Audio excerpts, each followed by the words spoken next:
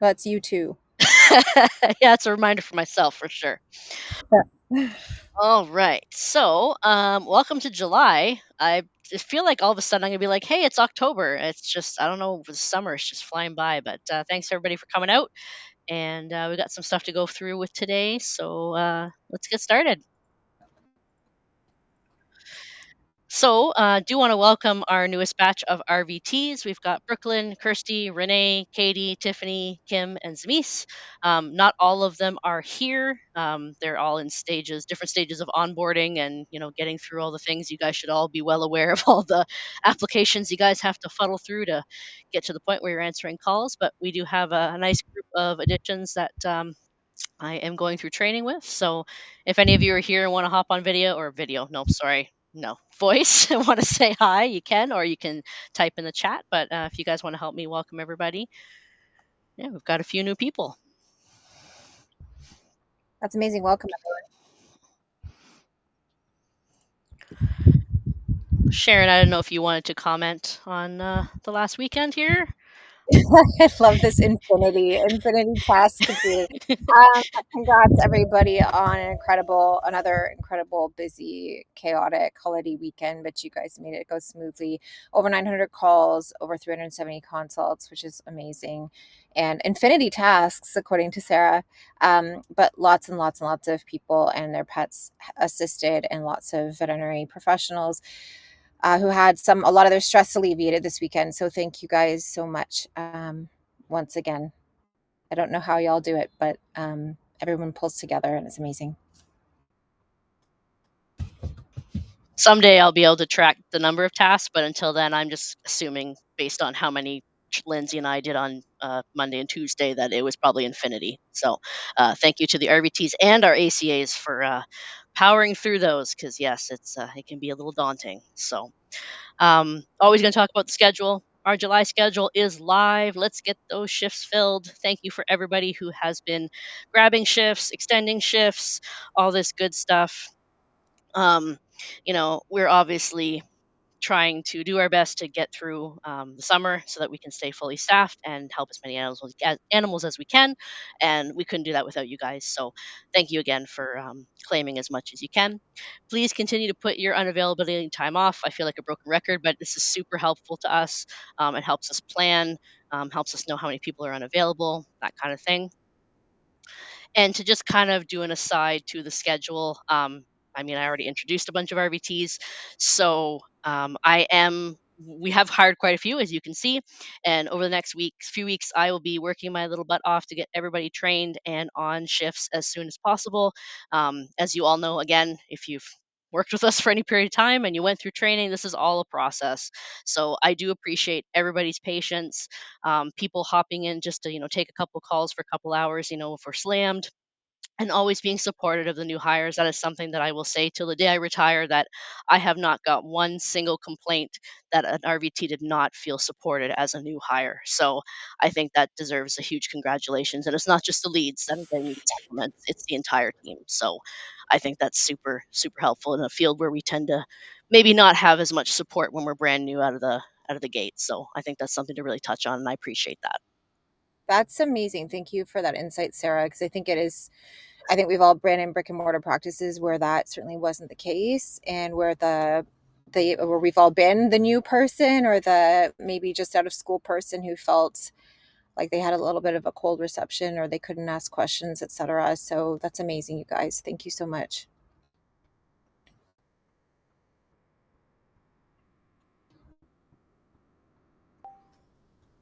Awesome. I was going to say, Mike, you up?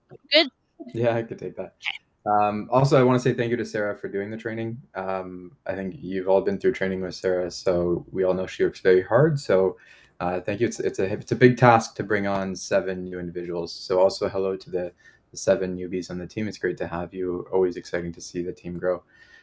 We just wanted to have a quick little discussion time on shift incentives and kind of get feedback from the team. So just for a little bit of backstory, and I know everybody's aware of it, but just I think it helps for the discussion. We initially started shift incentives as a way to try to encourage people to take their shifts. And when we first did it, it was basically like right before the weekend, we'd be like, hey, there's an incentive now to take a shift.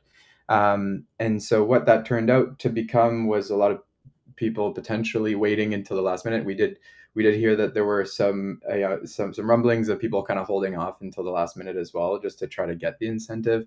And so we tried to disincentivize that by changing the incentive a little bit, by making it so that if you've already claimed hours on the long weekend, that qualifies you for an incentive, basically. And we actually made the incentive based on the number of hours you've already claimed. So we tried to make it so that this incentive would discourage this sort of waiting to the last minute. And but albeit after implementing the latest incentive, we've still heard a little bit of feedback that it still has the same effect of people holding off. So I'm curious just if anybody has anything to say otherwise. Like if people are enjoying that incentive, they think it appropriately caters to the right like the right intention, or if you think there's a better way to do it. Any feedback is appreciated here. Feel free to just unmute. Feel free to put it in the chat. Michael, that was the most times I've ever heard anyone say incentive in such a short amount of time. There you go. That's amazing. Did he beat me saying SOP? Yeah, I think you might have. Excellent. Yeah, I'm curious to hear about that feedback as well. I don't think anybody wants to give their feedback. Typing, perhaps. I don't know. If nobody provides feedback, I don't know if we just take that as like it's better this way than it was before. But I see some people typing, yeah.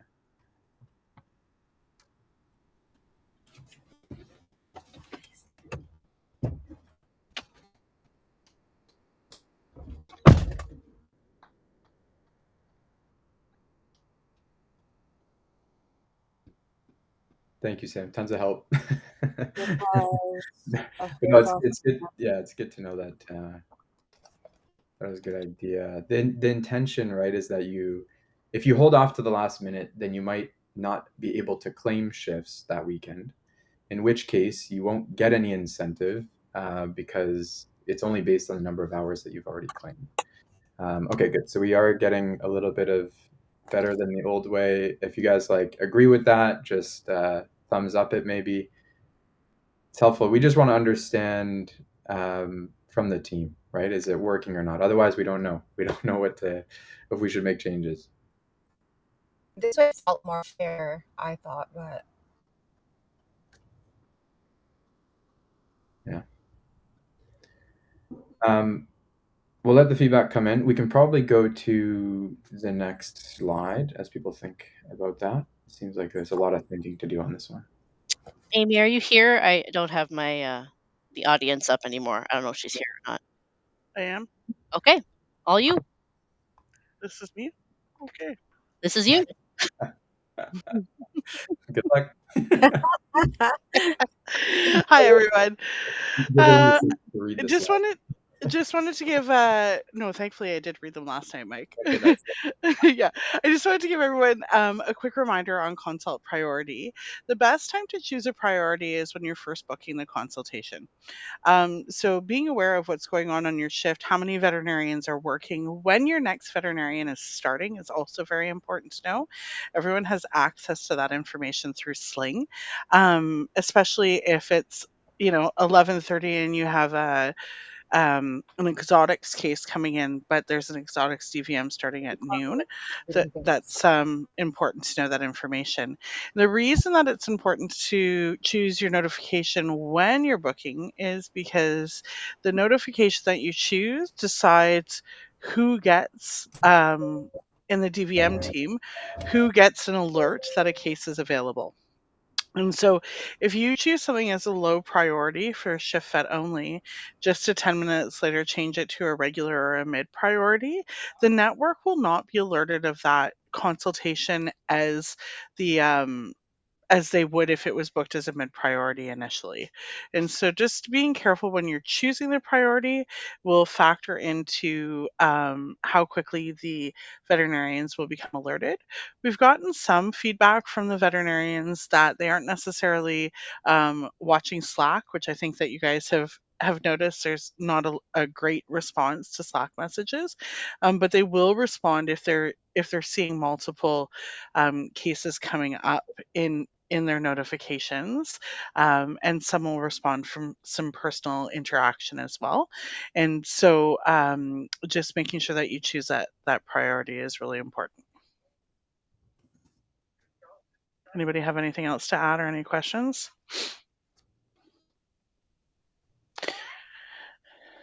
Cheryl's saying, is it possible to have new bookings book as low to start? So I think it's important to, Cheryl, be realistic about what's going on. So, for example, over the weekend, we didn't book anything as low priority at all because we knew that there would be enough cases to keep the shifts going for their entire shifts and then some. And so we just booked as regular priority. All the way through, and I think that worked very well. And I actually wanted to hear everyone's feedback on if you think that maybe we should adopt that for the summer. Just because we know weekends through July and August can be busy. So do you think that it would be more effective just not to use low priority? I think like I was just more getting that whenever time we have shift that's on, the automatic booking, like if you don't change the booking priority, it automatically sets to regular. And I just wonder if for the majority of the time I was wondering if it should be low instead.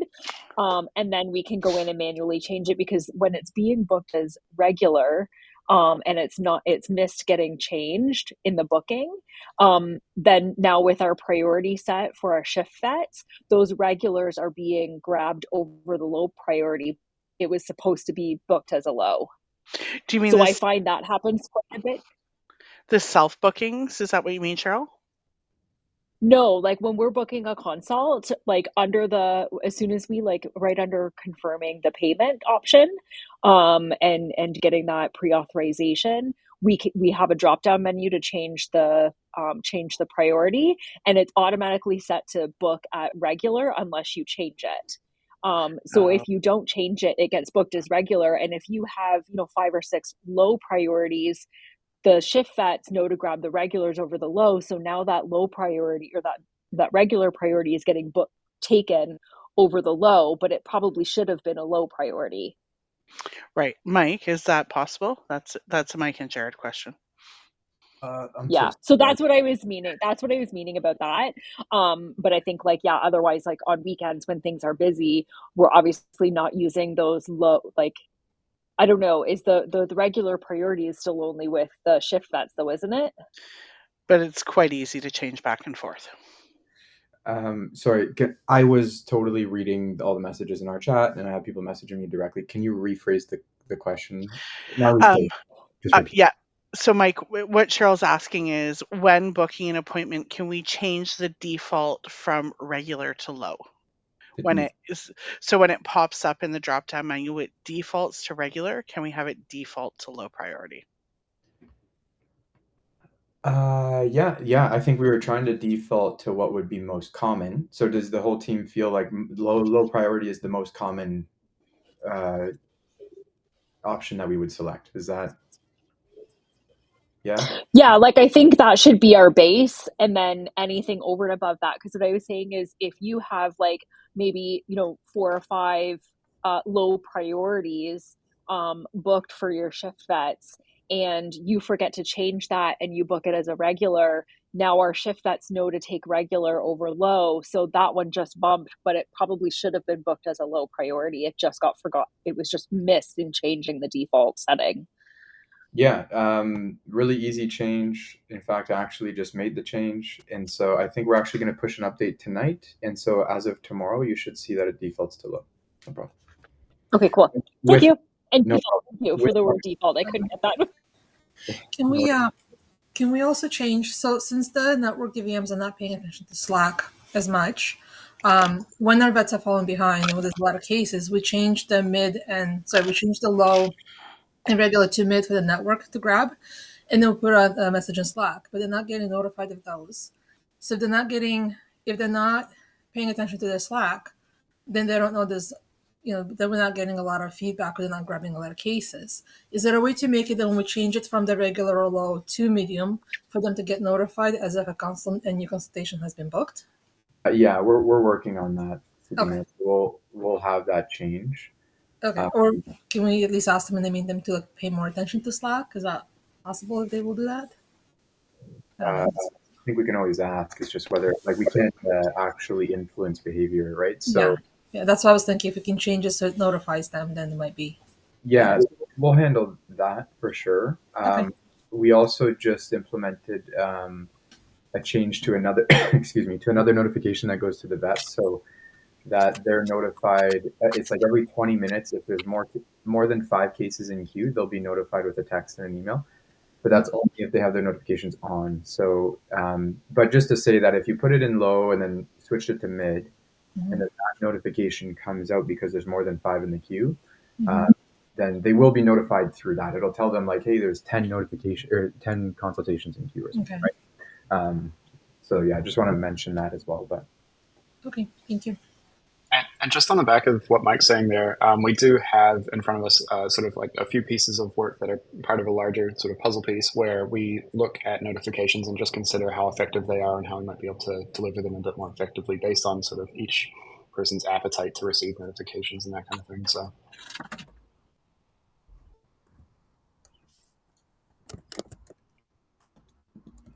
Cool. To what Sean is saying there, some vets are frustrated this network's not helping out as much as off-duty shift vets. This happens in the summertime, guys. We have less engagement from the network as we do at other times of the year. Unfortunately, kind of makes sense, but we do have that.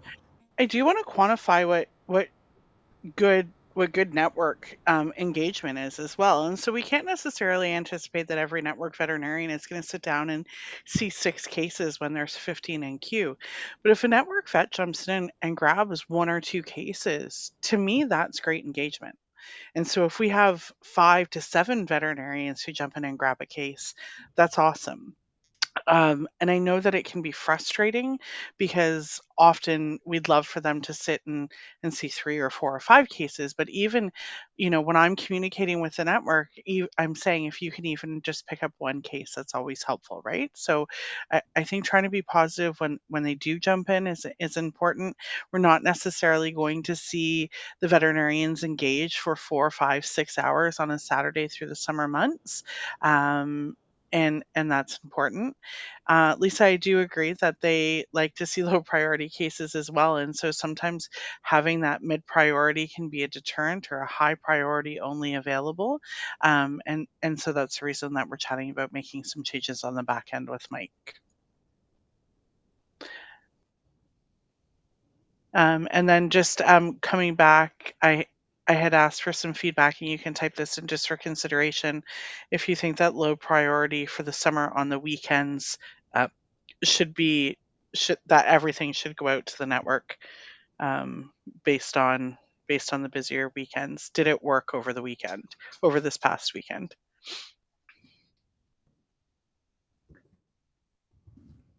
And that's it for me. I'll just read feedback and respond in there. Sarah, I think we can probably move on. Sounds like some positive feedback there, Amy. Perfect. So Mike and I will figure out how we'll make that happen and communicate. Cool. Perfect. I just wanted to talk about May callbacks. This is something we kind of briefly mentioned at the last meeting, just about tidying up your call logs and that kind of thing. And I'm still seeing some cases where there's a lot of extra information in transfer forms as well as consults. So this is just an example I made up where the client had called back 3 times. So there's 3 timestamps. And this is what the transfer form will look like. What it should look like is just this. So that just looks much crisper and cleaner, and only the information that needs to go to on call is in that transfer form. On the other side, when we have consults where we actually booked a consult, there's a lot of stuff going on in here, a lot of may call back and timestamps and that kind of thing. Whereas again, it should look like this. I want to point out that when you come to this screen during a transfer, anything you erase here does not get erased from the call log. So this is when I remove all that may callback timestamp stuff. Same thing with this screen on the booking. If you remove all the timestamp stuff here, it stays in the call log. So when you go back to close your call, it's all there. So you don't have to worry about copying and pasting it. I did put this in the make callback SOP just because it just looks much nicer, right? So when you book this consult, you also have to remember this is the client's view. The client will see all of this stuff. Okay. So the bare minimum should be here, right? Just probably here. Okay. I didn't mean to go that far. Any questions about that? Sorry, so when we're booking it, we can go back and tidy, like once we book the consult and got the payment, then we can go and tidy up our notes?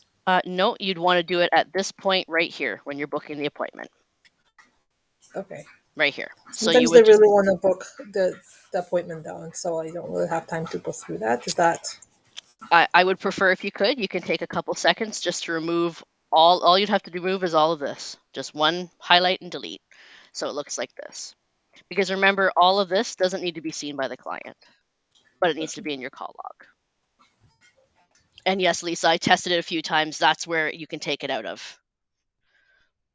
Yeah, I tested it before I put it on the slides for you guys. Sarah, is it okay if because when I do this, I will copy it, delete it, but I'll also paste it to the private notes just so it's also in the consultation notes. Is that okay or no? I don't see any reason that you need to put in all these things.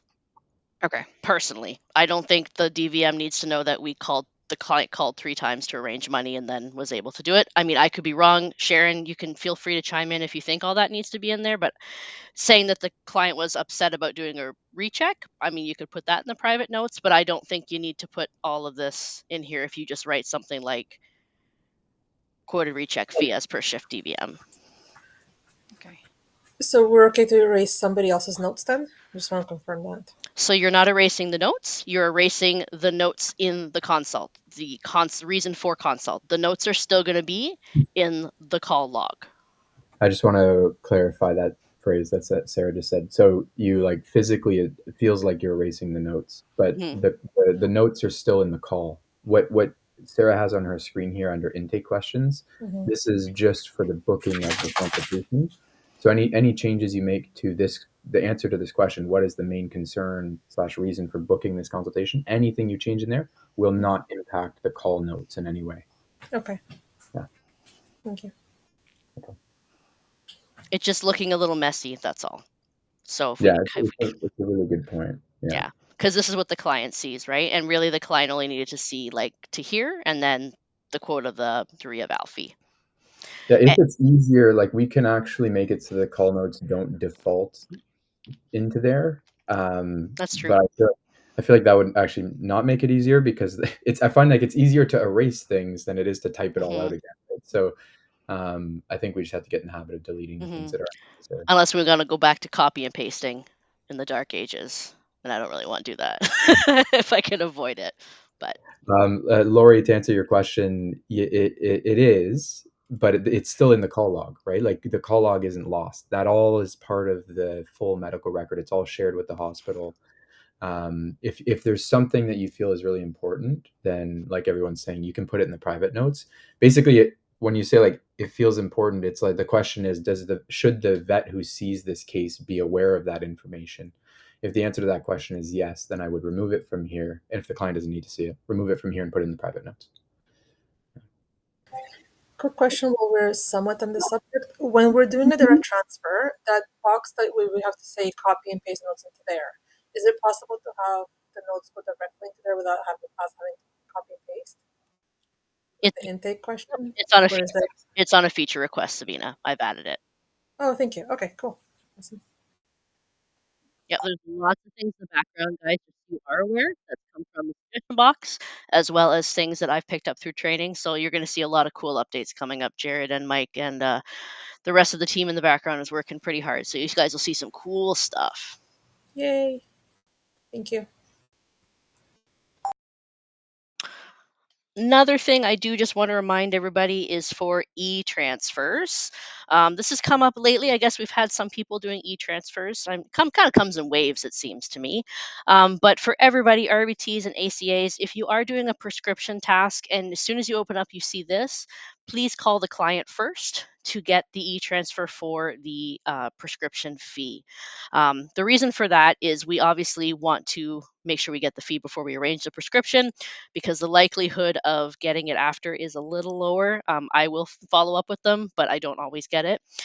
I do realize, though, that it's not written anywhere here how much the e-transfer is for the RX. So this was something I was going to mention to Jared and Mike. Is there any way it could populate what the script fee is depending on province here for the team? Is there any way? Is that something that could be done? Yeah. I'm trying to think about if there's another way for you to see that as is. Like in theory, you could go. Yeah, I guess you can't because that's not going to be here. No. Yeah, I there's. Okay. I had Sorry. to look up consult review to find this one because I can never remember what the BC one is because I don't do their taxes, right? Yeah. No, it's fair. Okay. we can just add that as an item to do. I think that's probably the best option here. Okay. I did write them I've got here. that noted down.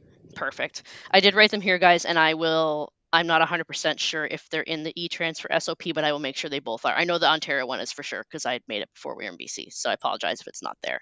But that's great, guys. Thank you. Thanks, Sarah.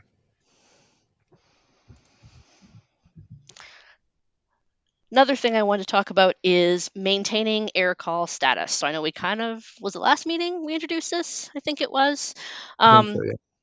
Was it last one? Was it one before? I think so. Okay. I think it was last one. Yeah.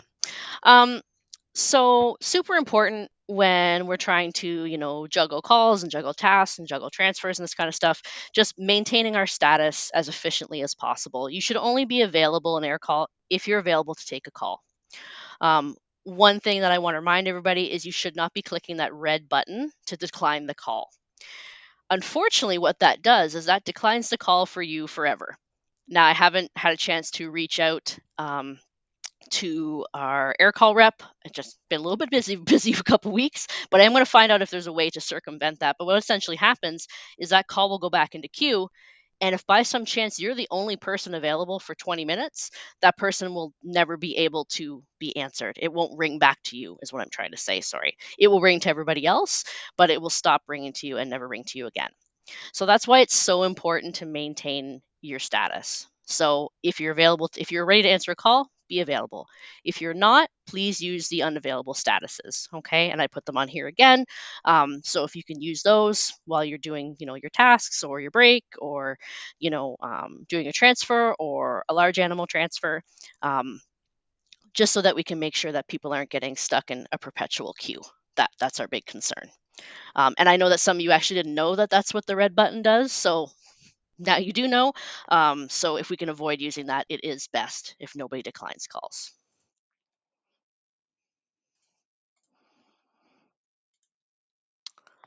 Another thing I want to remind everybody about is arranging prescriptions for our little exotic friends. We still seem to be doing quite a bit for PetSmart and some self-booked client ones too lately. I've seen that's a bit of an uptick. Obviously, if any of you have done a task, sometimes finding those prescriptions can be a little difficult, but I did just want to remind you of the options that we have. We do have Create Compounding for BC, and I've used them myself, and I can say that it's been a very smooth process. Thanks again to Amanda and Krista for finding them and getting them on board, which is great. We do have Nelson and Vetwell, Sharon's clinics, that can help out with Ontario exotics too. Obviously, they may have to order some stuff in or get some stuff compounded, but they are an option. And then we do have that spreadsheet for clinics that are willing to fill meds for PetSmart cases. We're continuing to look into other options. Nothing new to update you on right now, but we will continue to update as soon as we get new things for you guys, new protocols, new places. Just trying to make things as easy for you and, of course, PetSmart and clients. Create is not available on weekends. And Sharon, are your clinics open on weekends? I actually don't know. Now, Nelson is on Saturday mornings. Okay. I think right now that's all we've got available. Okay. Depending on demand, we could make some other arrangements, but Okay. for right Okay.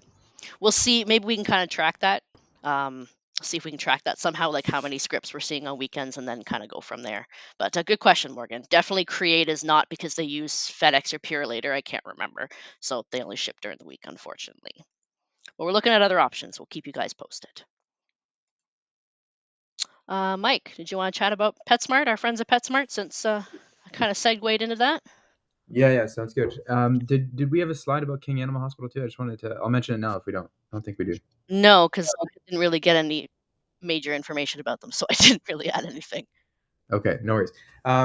Yeah, so I just wanted to quickly mention that. So King Animal Hospital is that like gorgeous new facility in King City that is actually joining the Smart Vet Network. So I just wanted to let everybody know where, like roughly where it is. If you have a chance, go check on the map, search King Animal Hospital just to see where they are, because it is a 24-hour emergency facility, basically between Barrie and Toronto.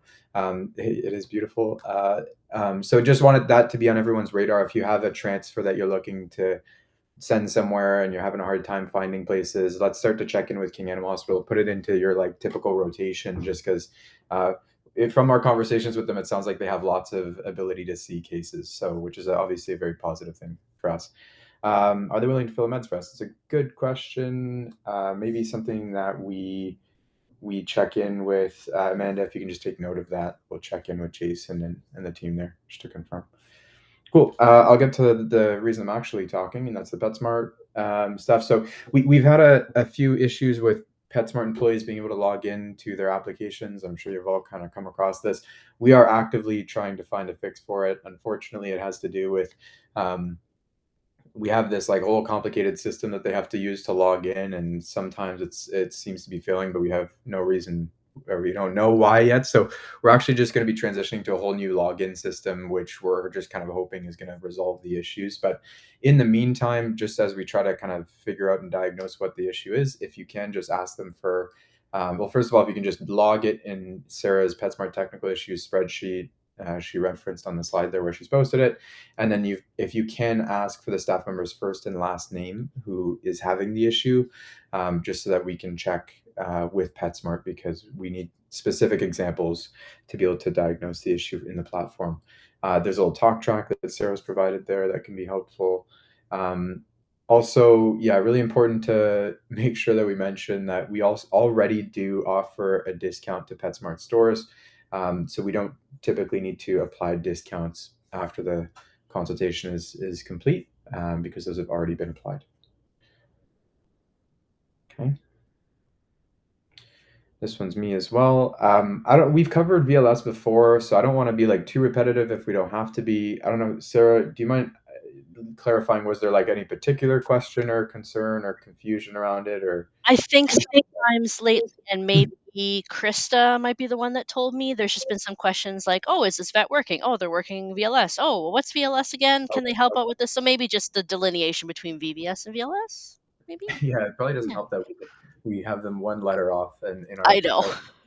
where it's like classic company issue where you like abbreviate everything and then it becomes confusing. Do you want me to go through them, Mike? What's that? Do you want me to go through them?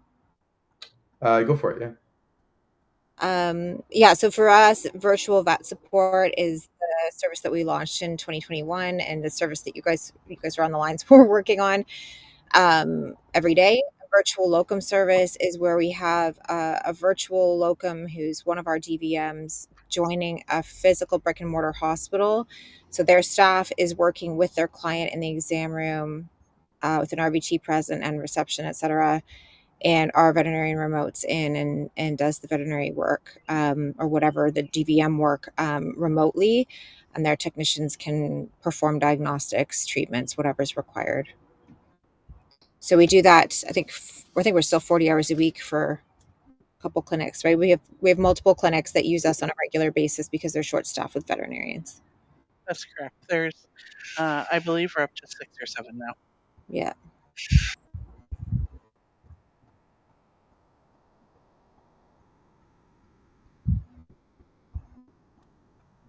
Lindsay, you around? It's me. There you are. I'm here.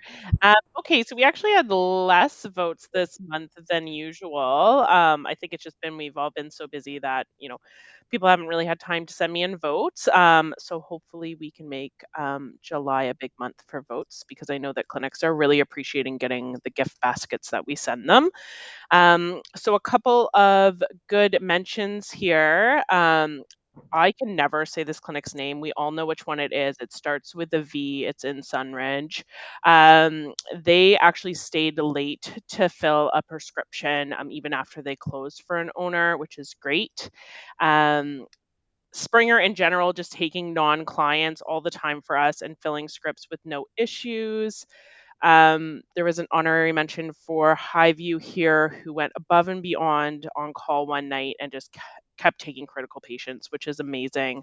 Um, and yeah, just oh, and Baxter got a mention too for just one day we actually just kept slamming them with transfer after transfer after transfer, and they were still super lovely at the end of the day and still seem to like us, which is great.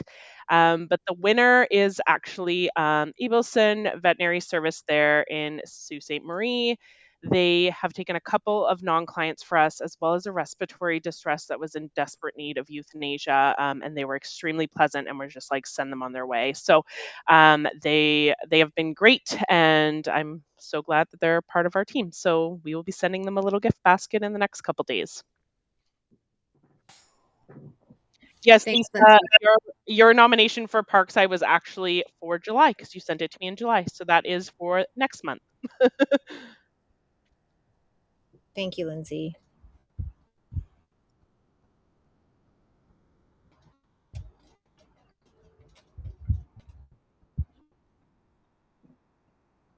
And thanks everybody for sending the nominations. I know that sometimes it gets forgotten, but just keep sending them to Lindsay. And yeah, we've got some great clinics that we work with for sure. So I'm going to hand this over to Amy. If she put the wheel together with the 4,000 ballots for this one.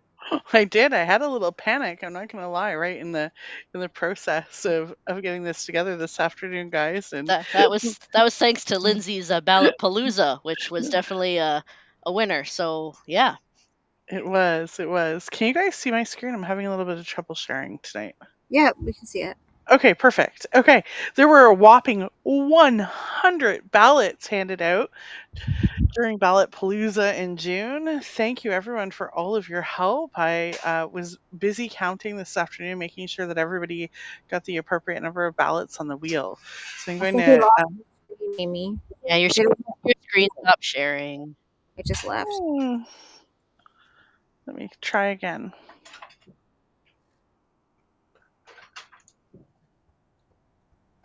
Now? Yep, I can see it again. Yep. Okay. Perfect. Sorry, guys. I don't know what happened there. So I'm going to shuffle up the names. And because we have 100 entries tonight, we're going to do 2 draws. So shuffling, and I will spin the wheel. Who had the most ballots, Amy?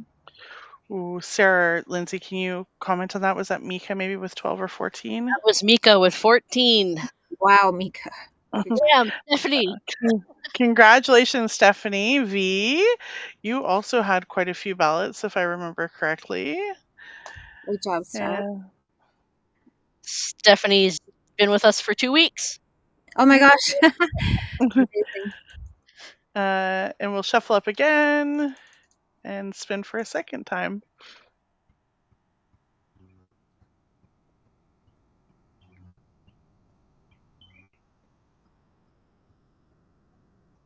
Millie, congratulations. So I'll contact you both in regards to your prize following the meeting. Congrats, Millie.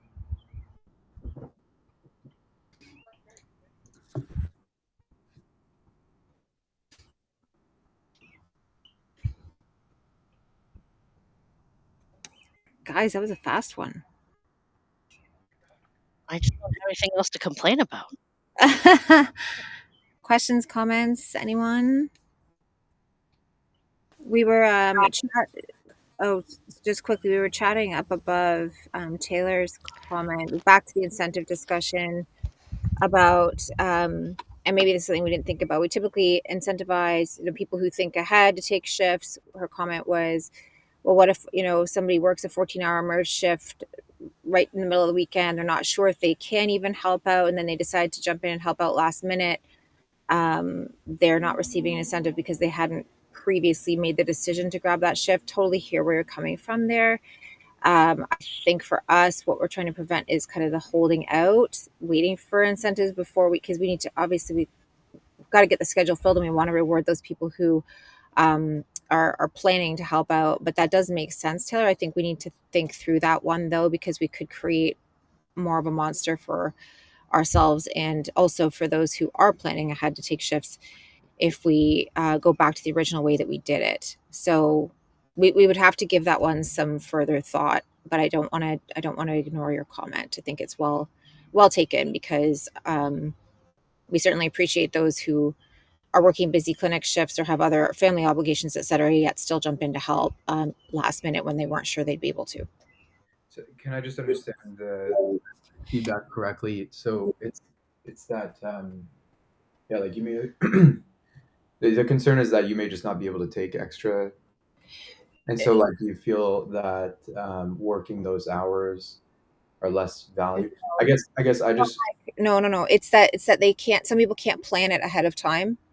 So they work their 14-hour shift ahead of time. They say, okay, well, I don't know if I can jump in this weekend because I'm working this 14-hour merge shift or whatever the case may be, or I have this huge family obligation, so I'm not sure if I can. So they don't plan ahead to take it. So they don't already have hours scheduled in the weekend, so they don't therefore qualify for the incentive, right?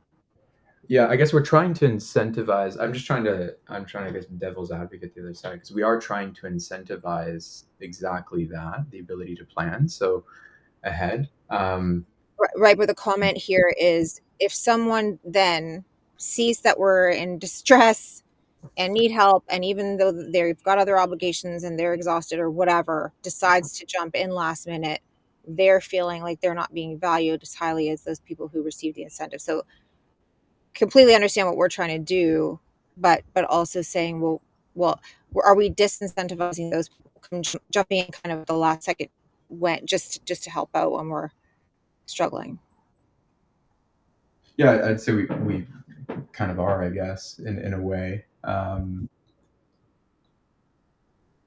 Good, but the incentive is more catered to those who have taken earlier hours, and I think that's, yeah, it's a tough one. I'm just trying to think of what the solution would be there, because one of the only solutions would just be to up the incentive if you claim last minute, but then everybody's going to do the same. Right. Well, that was my thought too. Yeah. What about like a minimum claim, right? If you like, I get the aspect of having 3 or 4 different jobs, right? And you already have commitments to other jobs, so you're not putting in your commitment for this one just because you just don't have the time to fit it in, right? So you're just waiting to see how your day plans out, and hey, if I can jump on, I'm going to take those shifts. Which I get it, right? But like, what about a minimum hours? Like, say if you happen to jump on a minimum of 6 hours for that weekend, then you get pushed into the incentive or something like that, or whatever minimum hour you agree on, or is that not? I just don't know that necessarily addresses Taylor's concern, which I'm not, like, I think it's totally valid, the concern too. Like, and I'm just trying to think through. So what is this? Mhm. That's why I think it's helpful to have a whole group here. I We think, can talk about it offline, I think, Mike. It's just yeah, I'm just trying to take advantage of the 60 or whatever it is, 40 brains that we have here, because it's a challenging problem, right? Like, and I think that's why I was hoping for some discussion, because maybe there's some good ideas for how to solve it. absolutely. We just don't want to have a situation where we have kind of an empty schedule, all these shifts unclaimed because people are kind of waiting to see what we just can't have that happen, because then we don't know how to plan. Yeah, I like this suggestion of like a shift premium, just like a standard shift premium. It doesn't matter whether you claimed it early or not. It's just you always know ahead of time there's going to be a premium on those shifts. Yeah, it's true. Nancy's point is valid too, though, that there's already a premium through stats. Right. Yeah.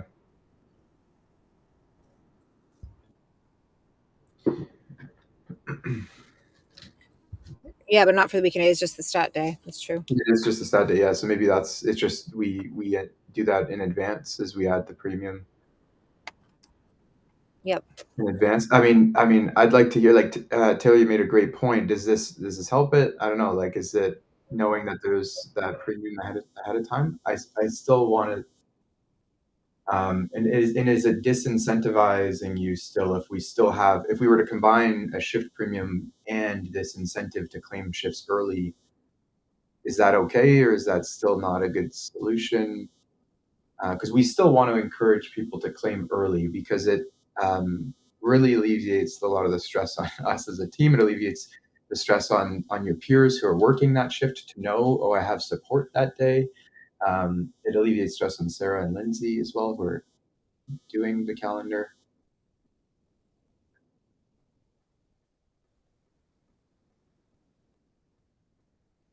I see a lot of typing. I see a lot of typing and people disappearing from the typing.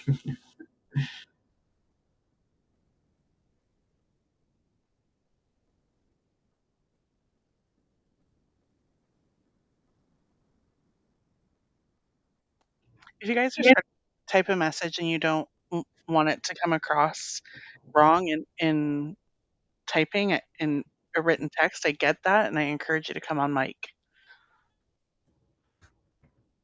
Yeah, totally. Or alternatively, message one of us directly if it's not something you want to say in front of the group too. I'd say probably message Amy or Sarah with it, just so it's not lost. We don't play.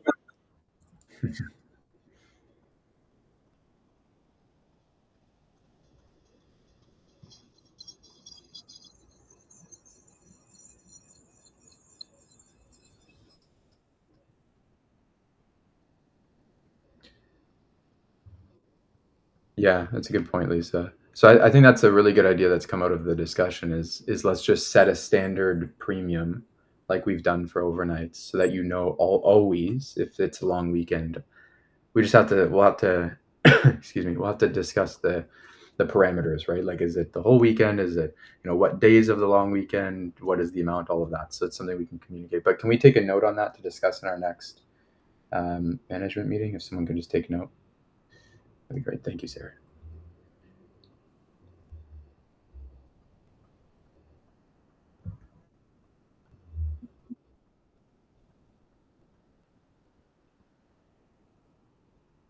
Yeah, I get your point, Taylor. I guess we're trying to get to the reason that they're making the 15 is because they claimed 15 hours, which relieved a huge burden.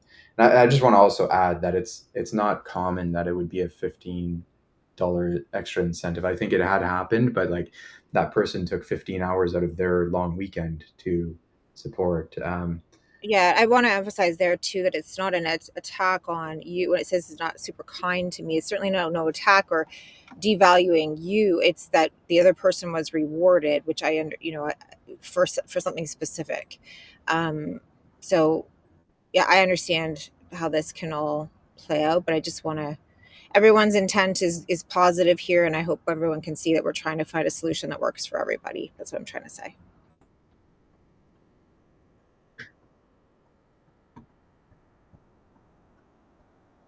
Yeah, the rest of the weekend idea is a good one, I think, Dana. Yeah. Yeah.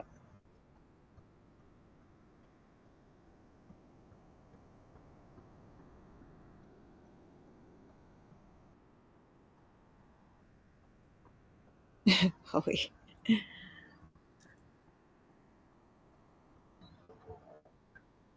Okay.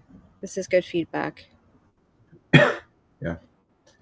Awesome. Thank you, everybody. So we have some takeaways. We'll hopefully have some updates on all of that. Yeah. I missed. Am I the example because I was tardy? I didn't. What example? I missed this. Was it there was an example provided with Holly's name in it? Is that why? I feel like I saw her name mentioned somewhere, but now I've forgotten. Holly's easy to pick on. She's just super chill.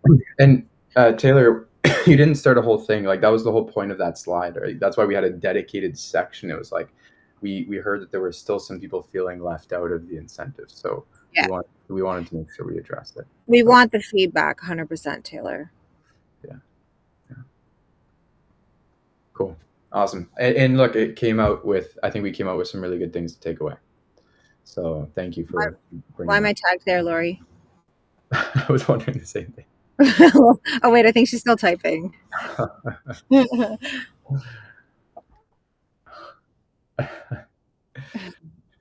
Oh, there you go.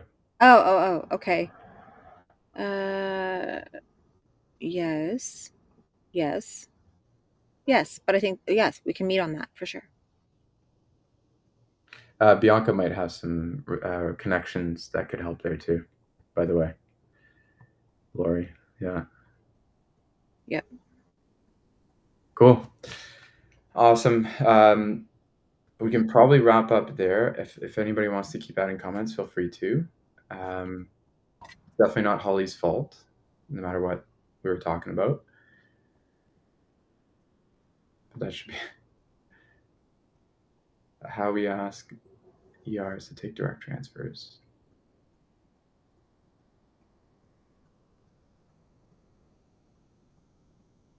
Sarah, do you want to chime in on it?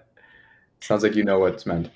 Some of those ERs that don't want to talk to an RVT for a direct transfer. Do we have any sort of? Yeah, I didn't say that, but is that still a thing that we're dealing with? Which ERs is it? Sorry, not to like call out, but just curious because I thought we resolved that. Certainly, we did with VEC. EVC Waterloo. Okay, that one we know about. Okay. Yes. Oh, never mind. Yeah. That's the only one. Has anybody dealt with Burlington lately? Because the last time I tried to call, they wouldn't talk to me. Oh, I know the manager there. I'll talk to her. Oh, that sounds lovely. Yeah, so it's something that I think we've all experienced, and yeah, like Sharon said, we know about Waterloo, but Yeah. I don't know Sharon, do you have any besides bribing them with money to talk to us? I don't know how else to. No, if it's just them, I think we can take one more pass at talking with them. It's really frustrating, guys. I don't. But we've come up against a wall there before, so we'll try again. I think it depends on the doctor too. That's on, right? Yeah, one day one of the doctors that used to work at LRV was there, and I got her on the phone. She's like, "Oh yeah, I'll take that." I'm like, "Okay, cool." But then the next day, I didn't have any luck. So it's difficult for sure.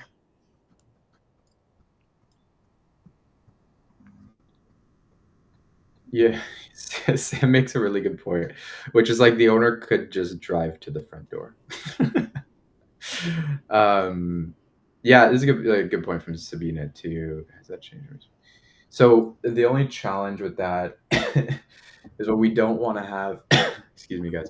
What we don't want to have is the client says SmartVet asked me to just call you directly, or SmartVet told me to just show up to your front door.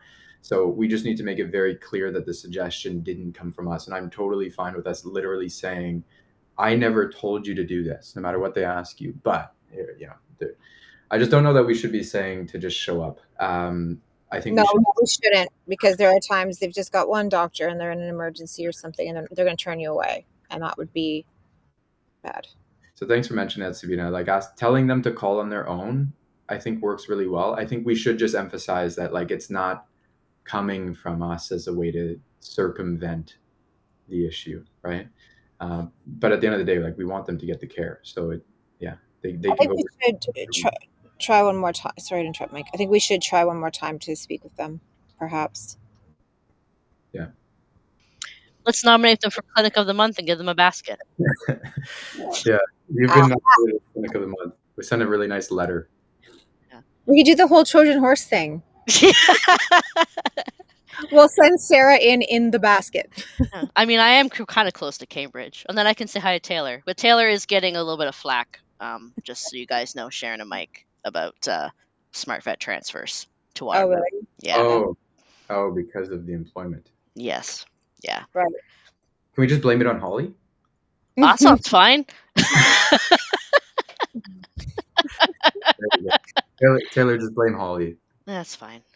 Oh my gosh, yeah, puppies in the basket. Love it. We're gonna set Sarah loose in the clinic. See what happens. They don't want me there. Nobody talks to my RVTs like that. Um, But anyway, yeah, it's tough. I don't know, Taylor, if you have any recommendations. Like, you have an inside, so you have you know what's happening, right? So, like, you have any recommendations for it? I mean, I'm just gonna say this, but it says a lot when they're yelling at you for it. I'm just gonna be the one who says that, because that in and of itself is a problem because it's not your fault. Um, yeah, I don't know. At the end of the day, like, it's just pet owners trying to get care. Yeah, Taylor, if you have any advice, send it to us, like who we should reach out to, who we can talk to, anything like that. But yeah.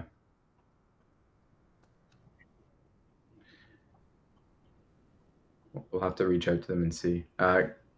Kirsty, I'll let Sarah reach out to you guys independently on that one. Cool. I think that probably is enough to wrap us up. I don't know, Sharon, did you have anything else you wanted to mention?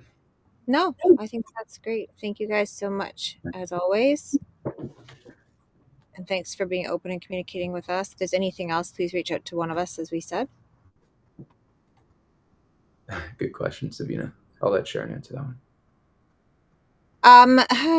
We are, Sabina. We're running into some regulatory stuff. So we're working through some things and we'll get back to you on it ASAP. There's been some regulatory change, Sarah. Thanks, Sarah. it's just how I would have answered. Yeah, well, it needs to be when we need to be able to help as many people as possible, and there are some restrictions that are going to make that tough for new people who don't have a hospital, and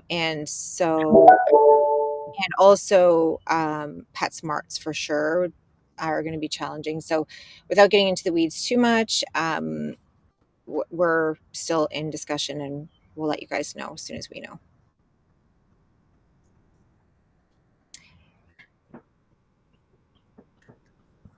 Okay, great. Well, thank you, everyone. Yes, thank you. Make sure you clock out a sling, and I'll send the recording out probably tomorrow. I'll do it in between training and meetings and stuff, but you guys should have it by tomorrow. Nice. Okay. Good night, everybody. Good night, everyone. Bye.